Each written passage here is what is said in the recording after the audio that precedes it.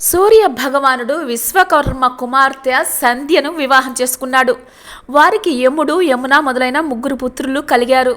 కానీ సూర్యుడి వేడి భరించలేని సంధ్య తనలాగే ఉన్న తన నీడకు ప్రాణం పోసి ఛాయ అని పేరు పెట్టి తన స్థానంలో సూర్యుడి దగ్గర ఉంచింది.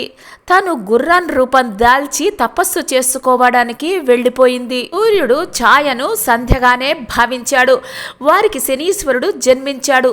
తరువాత కొంతకాలానికి నిజం తెలిసింది. సంధ్య అశ్వం రూపంలో ఉన్నదని తెలుసుకొని సూర్యుడు కూడా అశ్వం రూపాన్ని ధరించి సంధ్య దగ్గరకు వెళ్ళాడు. అశ్వం రూపంలో ఉన్న వారిద్దరికి జన్మించిన వారే అశ్విని దేవతలు. తరువాత సూర్యుడు సంధ్యను తీసుకుని ఇంటికి తిరిగి వచ్చాడు. సంధ్య కోసం తన వేడిని, తాపాన్ని తగ్గించాలి అని అనుకున్నాడు. తన మామగారైన విశ్వకర్మ దగ్గరికి వెళ్ళి విషయాన్ని చెప్పాడు. విశ్వకర్మ ఆలోచించి, ఈ రూపంతో నీ దేహం నుంచి వేడిమిని, వెలుగుని తగ్గించడం అసంభవం. నువ్వు స్థూలము, మౌలిక రూపము అయిన గోళాకారాన్ని ధరిస్తే తరణి అనే యంత్రం సహాయంతో ఆ గోళాన్ని అరగతీస్తాను. పరిమాణం తగ్గి వేడిమి, వెలుతురు కూడా తగ్గుతాయి అని విశ్వకర్మ చెప్పాడు. మామగారి ప్రతిపాదనను సూర్యుడు ఆమోదించాడు.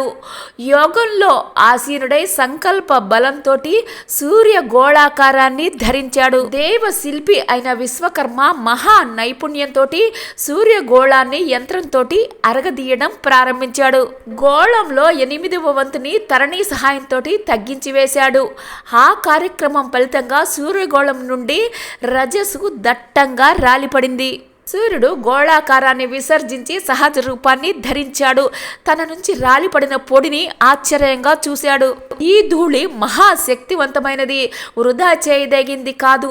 నా నైపుణ్యాన్ని ఉపయోగిస్తాను అని విశ్వకర్మ ఆ రజస్సు నుంచి సుదర్శనం అనే చక్రాయుధాన్ని, 3 మొనలతోటి త్రిశూలం అనే ఆయుధాన్ని, ఏకముఖంతో ఉన్న శక్తి అనే ఆయుధాన్ని రూపొందించాడు.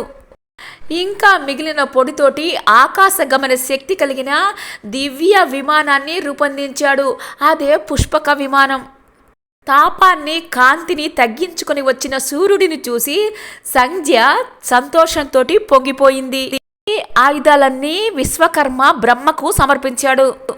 బ్రహ్మదేవుడు సుదర్శన చక్రాన్ని విష్ణువుకి, త్రిశూలాన్ని పరమశివుడికి, శక్తి ఆయుధాన్ని కుమారస్వామికి ఇచ్చాడు. పుష్పక విమానాన్ని ధనాధిపతి అయిన కుబేరుడికి ఇచ్చాడు. కుబేరుడి నుంచి పుష్పక విమానాన్ని రావణాసురుడు లాక్కున్నాడు.